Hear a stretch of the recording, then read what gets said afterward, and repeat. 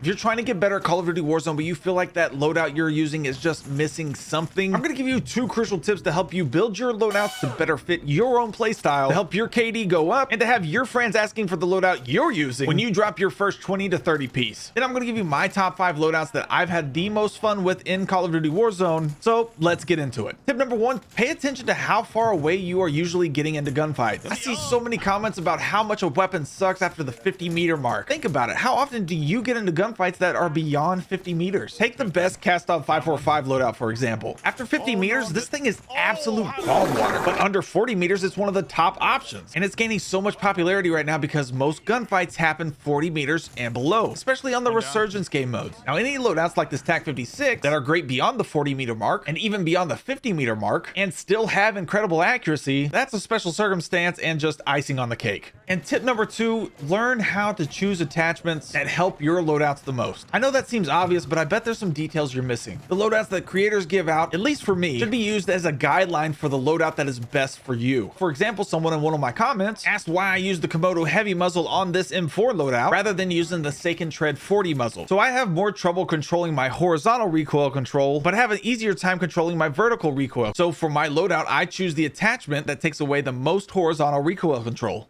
Now, are there crazy broken metas like that stupid shotgun that's going around? Absolutely. The Komodo heavy muzzle solely focuses on horizontal recoil control, while something like the Seiken Tread 40 prioritizes vertical recoil control while just providing some help for horizontal recoil control. So for these top 5 loadouts, I'm really focusing on just having fun and honestly minimizing the recoil as much as possible. So for this first one, we're going with the ISO 45, still very fun to use, still very accurate, and then the MP7 or the Vel 46. For this Vel 46, I went with the spiral flash hider muzzle. I tuned that for aim down sight speed and gun kick control. The hollow point ammo, tuned that for damage range and bullet velocity. The 60 round mag, the Schlager soldier grip, tuned that for aim down sight speed and sprint to fire speed. The demo RXT stock, I tuned that for aim down sight speed and aim walking speed. And the demo RXT stock, I tuned that for aim down sight speed and aim walking speed. For the ISO Hemlock, we went with the Komodo heavy muzzle. This gets rid of any of that horizontal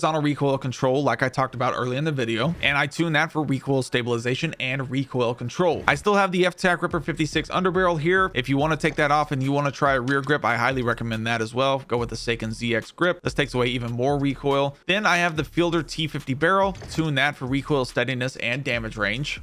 The 45 round mag. Then I have the Aim Op V4 optic, tuning that for flinch resistance and far. For the next loadout, the Lachmann 556 has been an all-time favorite ever since the beginning of this game for me, but it did get another buff when it comes to headshot damage, so I love running this along with the ISO 45. For this, I went with the X10 ported 290 muzzle, tune that for recoil stabilization and recoil control. The Lachmann wrap barrel, tune that for recoil steadiness and damage range. I decided to go no underbarrel here and go high velocity ammo instead, and I tune that for damage range and bullet velocity. The Aim Op V4 optic for me here is another gone back to favorite. I have loved using the SZ Recharge DX optic. That's another one I recommend. Use whatever's comfortable to you guys. I mean, it doesn't really matter. Tune this for flinch resistance and far. And then of course I add the 60 round mag. Now, if you're running solos and duos a lot, 40 round mag is probably pretty solid for you. And maybe even you don't want to go with an optic. I recommend going with the rear grip here instead of an optic if you don't want to use the optic. Now for this ISO 45, the ISO 45 is still very solid. We're going to go with the spiral flash hider muzzle, tune that for aim down sight speed and gun kick control.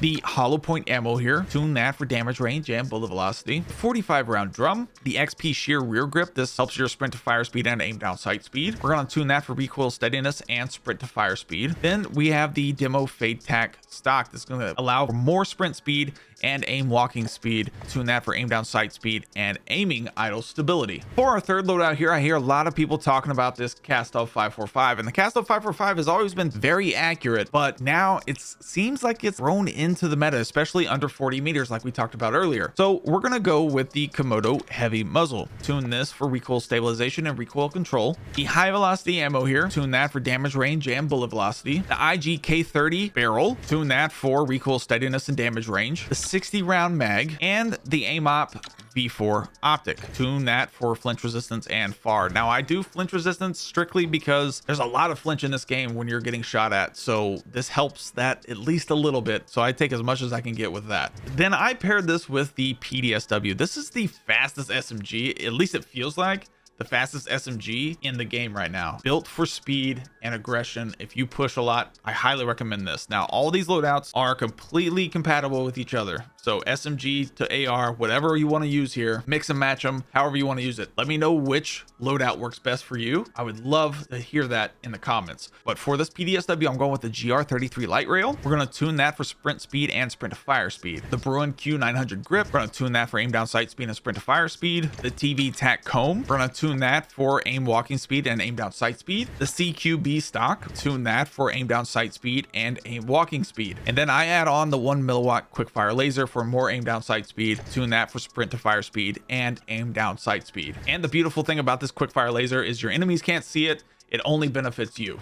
Now, this is my overall favorite loadout to use right now. I'm absolutely having a blast with these two weapons put together. However you want to use them again, but I'm loving these two together. Is the M4 and the ISO 9mm, but it's my hipfire ISO 9mm, but it's also very good when you ADS as well. Don't ask me how it works. I don't know. I built it. It works phenomenally. You don't have to aim it, or you can aim it. You can use it either way.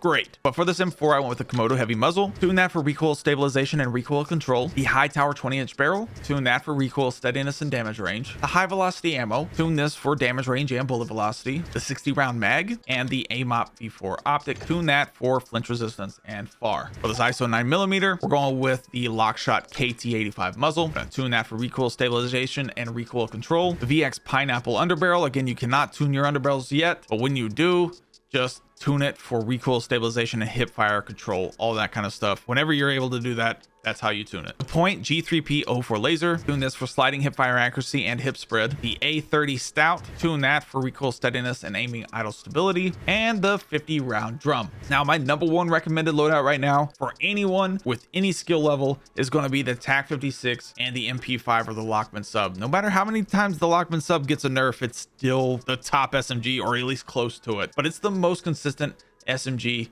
to me. For this TAC 56, you're going to go with the Harbinger D20 muzzle. Tune this for recoil smoothness and bullet velocity. For the barrel, we're going to go with the Tundra Pro barrel. We're going to tune that for recoil steadiness and damage range. Then we're going to go with the high velocity ammo. We're going to tune that for damage range and bullet velocity. The 60 round mag and the AMOP V4 optic. Tune that for flinch resistance and far. Now, if you don't want to go with the optic and you just want to use the iron sights, I highly recommend going with a rear grip here. Use something that will help the recoil, like the FSS combat grip. If you like the underbarrel better, you just can't tune them right now, so they're kind of useless. Go with the FTAC Ripper 56. For that MP5, we're gonna go with the Falcon 226mm barrel. Tune that for recoil steadiness and aim down sight speed. The hollow point ammo, tune that for recoil smoothness and recoil steadiness. The 40 round mag, the Lachmann TCG 10 rear grip, tune that for aim down sight speed and sprint to fire speed. And the FT mobile stock, tune that for aim down sight speed and aim walking speed. And then I'm going to give you guys a bonus loadout today because the BAS-P is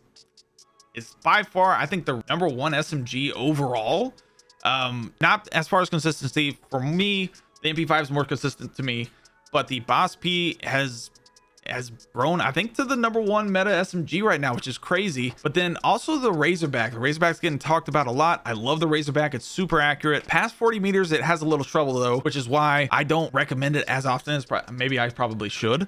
But the Razorback and the BAS-P are an excellent combination. This is a bonus loadout for you guys. Hopefully you guys enjoy it. Drop a comment down below on your favorite loadout to use right now. I would love to hear it. So for this Razorback, we're going to go with the X10 ported 290 muzzle. We're going to tune that for recoil stabilization and recoil control. The DM Proto underbarrel here, go with a high velocity ammo, tune that for damage range and bullet velocity. The 60 round mag and the AMOP V4 optic, tune that for flinch resistance and far. Next, for that BAS-P, we're going to go with the spiral flash hider muzzle, tune that for recoil smoothness and gun kick control. The hollow point ammo, tune that for damage range and bullet velocity. The 50 round drum, the Bruin flash rear grip, tune that for aim down sight speed and sprint to fire speed. And the Bruin flash V4 stock, tune that for aim down sight speed and aim walking speed. If you guys enjoy videos like these, make sure to hit that like button, hit that subscribe button, and hit that noti bell so you don't miss another video like this or like one of these. We'll see you in the next one.